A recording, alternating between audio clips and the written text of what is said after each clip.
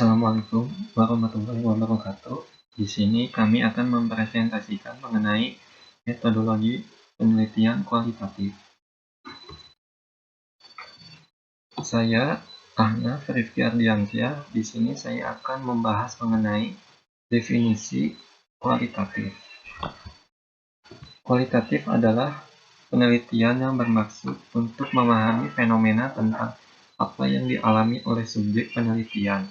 Misalnya perilaku, persepsi, motivasi, tindakan, dan lain-lain secara holistik, dan dengan cara deskripsi dalam bentuk kata-kata dan bahasa, pada suatu konteks khusus yang alamiah dan dengan memanfaatkan berbagai metode alamiah. Selanjutnya ada tujuan penelitian kualitatif adalah untuk menjelaskan suatu fenomena dengan sedalam-dalamnya dengan cara pengumpulan data yang sedalam-dalamnya pula, yang menunjukkan pentingnya kedalaman dan detail suatu data yang diteliti. Penelitian kualitatif dirancang untuk mengungkapkan makna yang menginformasikan tindakan atau hasil yang biasanya diukur dengan penelitian kuantitatif. Sekian dari saya. Wassalamualaikum warahmatullahi wabarakatuh. Assalamualaikum warahmatullahi wabarakatuh. Perkenalkan, nama saya Andika Fawazna Kusnadi, NPM 21161910001 dari Program Studi Sistem Informasi. Dalam kesempatan kali ini, saya akan menjelaskan mengenai karakteristik dan tahapan yang ada dalam metode penelitian kualitatif. Diawali dengan karakteristik yang dimiliki oleh metode penelitian kualitatif. Terdapat 10 karakteristik dari metode penelitian kualitatif. Yang pertama adalah menggunakan pola berpikir induktif. Metode kualitatif sering digunakan untuk menghasilkan grounded theory, yaitu teori yang timbul dari data bukan dari hipotesis seperti dalam metode kuantitatif. Atas dasar itu, penelitian bersifat generating theory, sehingga teori yang dihasilkan berupa teori substantif. Yang kedua adalah perspektif emik atau partisipan sangat diutamakan dan dihargai tinggi. Minat peneliti banyak tercurah yang bagaimana persepsi dan makna menurut sudut pandang partisipan yang diteliti, sehingga bisa menemukan apa yang disebut dengan fakta fenomenologis. Yang ketiga adalah penelitian jenis kualitatif ini adalah untuk memahami, mencari makna di balik data, untuk menemukan kebenaran, baik kebenaran empiris sensual, logis, dan empiris logis. Yang kelima, subjek yang diteliti, data yang dikumpulkan, sumber data yang dibutuhkan, dan alat pengumpul data bisa berubah-ubah sesuai dengan kebutuhannya. Yang keenam, pengumpulan data dilakukan atas dasar prinsip fenomenologis, yaitu dengan memahami secara mendalam gejala atau fenomena yang dihadapi. Yang ketujuh, peneliti berfungsi pula sebagai alat pengumpul data, sehingga keberadaannya tidak terpisahkan dengan apa yang diteliti. Yang kedelapan, analisis data dapat dilakukan selama penelitian sedang dan telah berlangsung. Yang kesembilan, hasil penelitian berupa deskripsi dan interpretasi dalam konteks waktu serta situasi tertentu.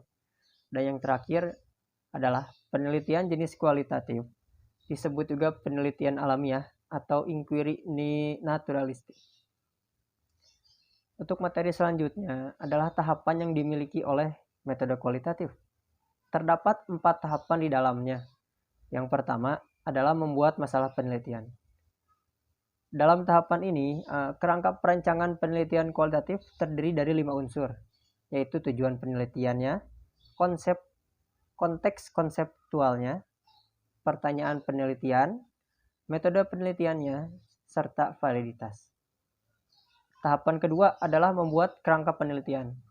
Kerangka yang dibuat ini harus bisa menggambarkan tujuan peneliti tentang apa yang terjadi pada fenomena yang ditelitinya.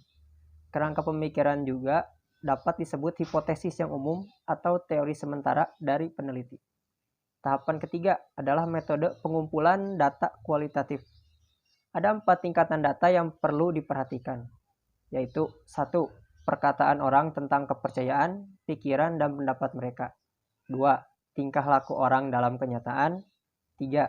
apa yang sesungguhnya dipikirkan, dipercayai, atau diyakini orang, dan yang keempat adalah konteks dari ketiga data di atas tadi.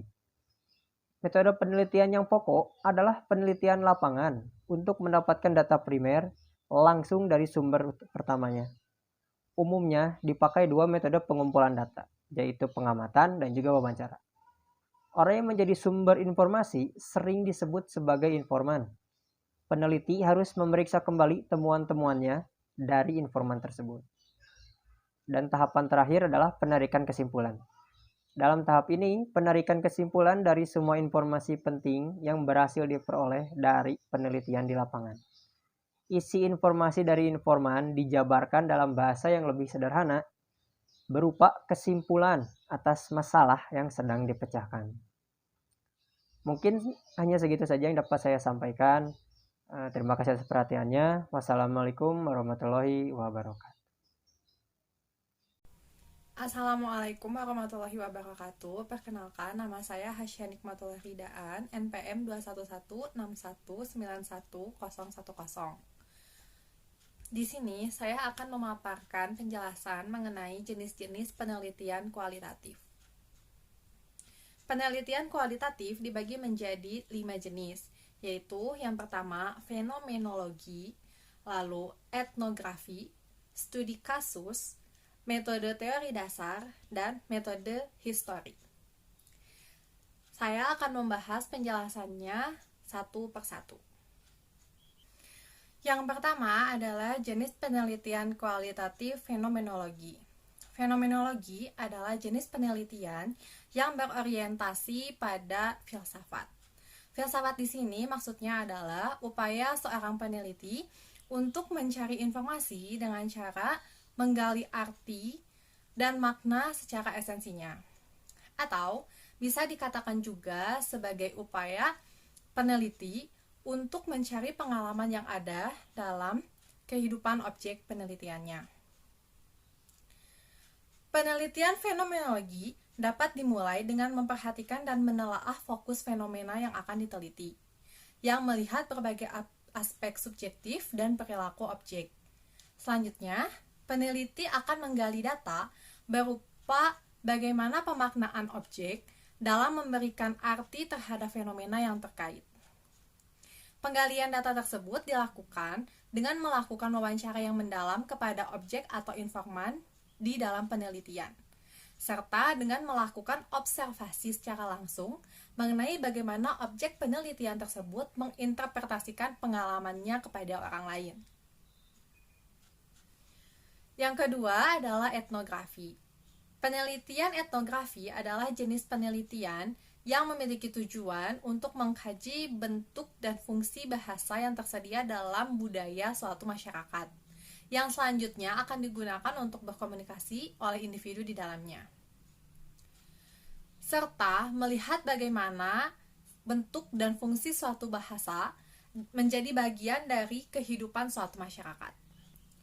Metode etnografi menginterpretasikan suatu kelompok sosial, sistem yang berlaku, dan peran yang dijalankan, serta interaksi sosial yang terjadi dalam suatu masyarakat. Metode etnografi biasanya digunakan untuk berfokus pada kegiatan dan ritual tertentu dalam masyarakat, bahasa, kepercayaan, cara hidup, dan lain-lain. Jenis penelitian etnografi memiliki dua konsep patokan penelitian. Yang pertama yaitu antropologi atau budaya. Ya, tentu saja ini lebih tepat untuk mengkaji dengan sesuatu yang masih ada kaitannya dengan budaya. Lalu yang kedua adalah linguistik atau bahasa, yang mengkhususkan untuk mengkaji tentang bahasa dalam suatu masyarakat. Yang ketiga adalah studi kasus. Metode penelitian studi kasus meneliti suatu kasus ataupun fenomena tertentu yang ada di dalam masyarakat yang dilakukan secara mendalam untuk mempelajari latar belakang, keadaan, dan interaksi yang terjadi. Studi kasus memfokuskan diri kepada suatu latar belakang, interaksi, dan kondisi masyarakat tertentu.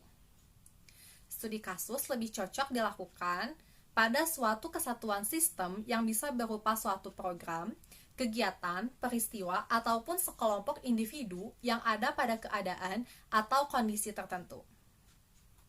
Kelebihan dari jenis penelitian studi kasus adalah bahwa penelitian ini bisa digunakan untuk mengkaji suatu objek dalam bentuk kelompok, asalkan suatu kelompok tersebut memiliki satu tujuan yang sama. Teknik pengambilan data pada jenis penelitian studi kasus dapat menggunakan teknik observasi, studi dokumentari, dan bisa juga dengan teknik wawancara. Yang keempat adalah metode teori dasar. Jenis penelitian metode teori dasar adalah jenis penelitian yang dilakukan untuk menemukan suatu teori atau menguatkan suatu teori yang sudah ada sebelumnya dengan mengkaji prinsip dan kaidah dasar yang ada. Selanjutnya, dibuat kesimpulan dasar yang membentuk prinsip dasar dari suatu teori. Pengumpulan data dari metode ini dapat menggunakan teknik observasi, studi lapangan, pembandingan antara kategori, fenomena, dan situasi berdasarkan berbagai penilaian, seperti kajian induktif, deduktif, dan verifikasi hingga datanya bersifat jenuh. Lalu yang terakhir adalah metode historis. Penelitian metode historis adalah penelitian yang memiliki fokus penelitian berupa peristiwa-peristiwa yang sudah berlalu dan melakukan rekonstruksi masa lalu dengan sumber data atau saksi sejarah yang masih ada hingga saat ini. Karena metode penelitian ini mengkaji peristiwa-peristiwa yang telah berlalu, maka ciri khas dari penelitian metode historis adalah waktu, di mana fenomena dilihat perkembangan atau perubahannya berdasarkan pergeseran waktu. Sumber data bisa diperoleh dari berbagai catatan sejarah, artefak, laporan verbal, maupun saksi hidup yang bisa dipertanggungjawabkan kebenaran kesaksiannya. Sekian pemaparan materi dari saya, semoga dapat dipahami dengan jelas. Terima kasih atas waktu dan perhatiannya. Wassalamualaikum warahmatullahi wabarakatuh.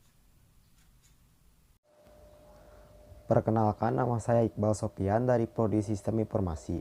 Di sini saya akan menjelaskan tentang kelebihan dan kekurangan menggunakan penelitian kualitatif. Kelebihan menggunakan penelitian kualitatif yang pertama yaitu 1. Menyediakan lebih banyak konten. Proses penelitian kualitatif mendorong ilmuwan sosial untuk memahami mengapa orang membuat pilihan yang mereka lakukan setiap hari. Hal itu memungkinkan untuk melihat bagaimana kehidupan disusun, sehingga memungkinkan untuk mengembangkan konten yang menjadi lebih berguna. Kedua, ukuran sampel lebih kecil.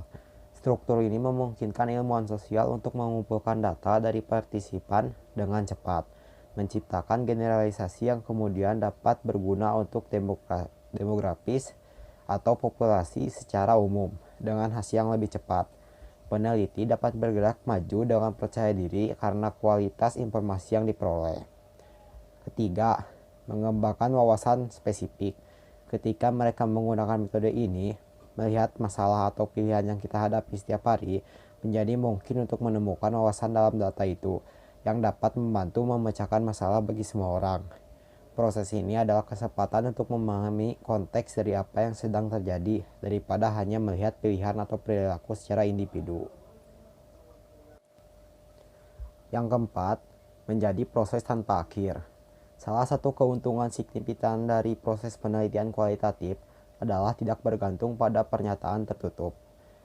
Peneliti dapat mengajukan pertanyaan terbuka setiap kali mereka merasa perlu untuk mengumpulkan lebih banyak informasi dari individu yang terlibat dalam penelitian. Kelima, mengubah pengalaman individu menjadi data. Penelitian kualitatif menawarkan peluang untuk mengubah pengalaman individu unik ini menjadi data yang dapat digunakan dalam berbagai cara. Begitu kita memahami mengapa orang membuat pilihan yang mereka lakukan, menjadi mungkin untuk menemukan cara untuk meningkatkan proses itu. Yang keenam, bukan pedoman yang kaku. Penelitian kualitatif tergantung pada kemampuan ilmuwan sosial untuk melihat dan memahami situasi dengan subjek yang mereka pelajari untuk menghasilkan informasi yang dapat digunakan.